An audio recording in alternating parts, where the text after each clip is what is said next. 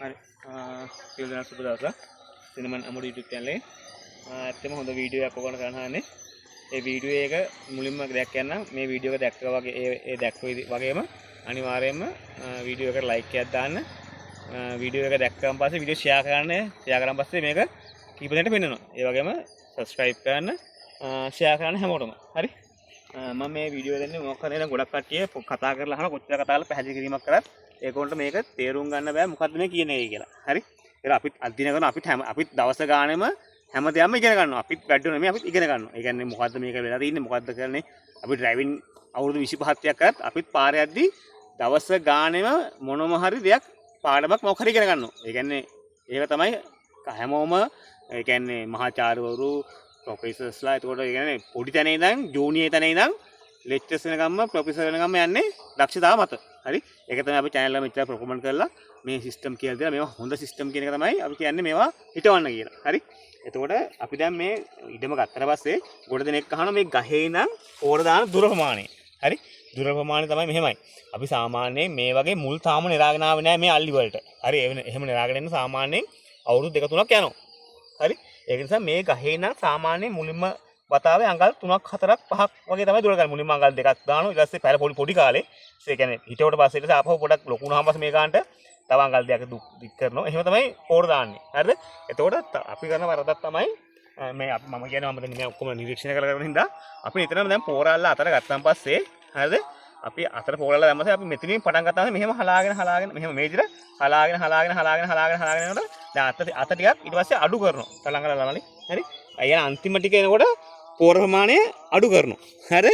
එතකොට අර මේ වටේ තියෙන ගස් වලට ඒ කියන්නේ මේ මුලින්ම දාන ප්‍රමාණයට වැඩියෙන් වරනවා මෙහෙට අඩුවෙන් වරනවා. දැන් මෙතන පටන් ගන්න තියෙන්නේ මේ කෑල්ලේ මෙහෙන් පෝර දාන්න. ඒ කියන්නේ මෙතනින් පටන් ගන්න තියෙනවා. මම මෙතනින්. ඒ කියන්නේ මුලින්ම කුට්ටිය මෙහෙම වැටෙනවනේ අතට.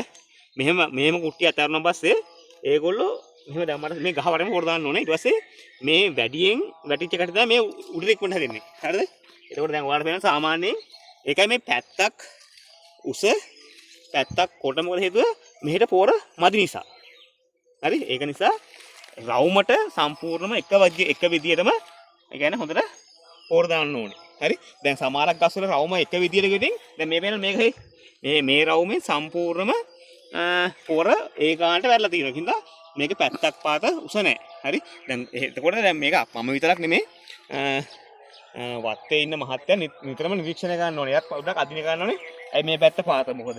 හරි? මේෙන් පෝර මදි හින්දා තමයි මේ පැත්ත නැත්තේ. ඊළඟ පාර පෝර දානකොට එයා පටන් ගන්න ඕනේ.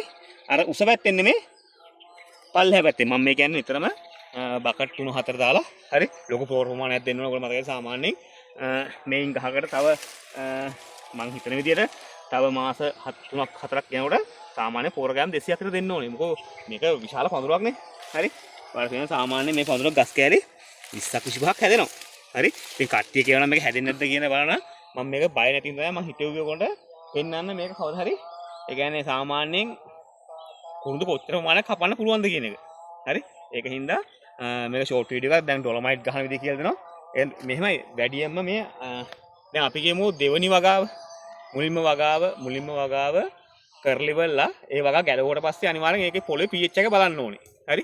pH එකේ බලලිවලා තමයි අපි ඩොලොමයිට් යොදන්නේ. මොකද හොදි පස්සේ පොරොත් මදි නිසා. හරි? ඉතින් මම ඩොලොමයිට් වල වීඩියෝ එකක් කරනවා ඩොලොමයිට් කොහොමද දාන්නේ කියන එක.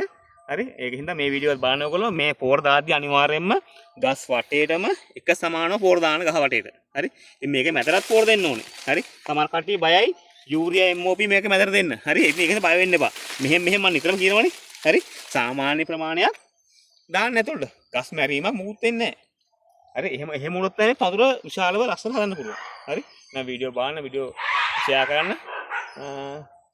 සිනමන් අමුඩු YouTube channel එක ඉදිරියටම අරන් යලා තියෙනකොට subscribers මම හිතන්නේ 25000 කට කරලා දැන් තියෙන්නේ. ඒකින්ද ගොඩක් ස්තුති ගොඩක් කට්ටියට වීඩියෝ බලලා මේ වගේ ඉඩමක් හදා ගන්න ඕගොල්ලෝ. හරි? සුබ දවස් සියලු දෙනාට.